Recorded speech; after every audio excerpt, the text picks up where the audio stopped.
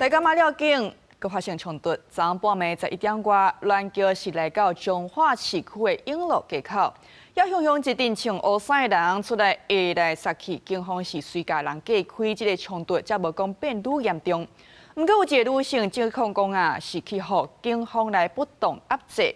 彰化分局表示講是這個女性性殺警察，後續會依照妨害公務罪嫌移送法辦。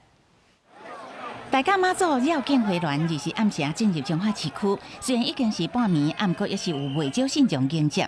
不過為民族路轉入去永樂街時陣，向有一陣穿烏衫的人刺活來，發生激烈槍殺。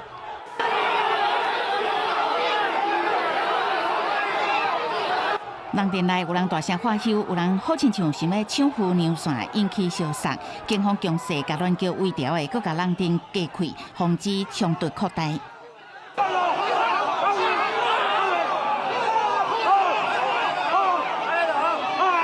在優勢警力介入現場，情況漸漸緩和。不過亂叫到位的時間比決定的時間延誤一寡。後來，敢若佇永樂街天後宮小可停一了後，就隨個起價。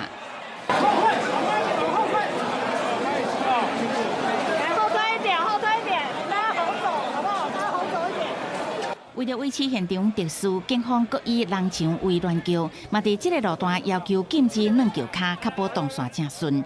不過也是有一個查某人指控燒殺過程去予警方不當壓制，警方原來提出說明。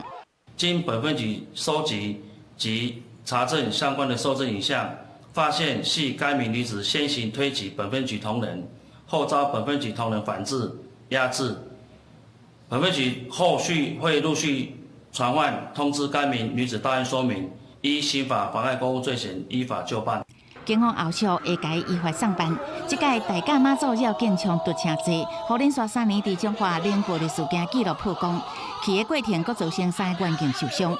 警方第一時間抓人上班，涉案4檔查某人已經互法院裁定收押禁見以外，另外3個人是互人裁定限制羈押。公視新聞採訪報道。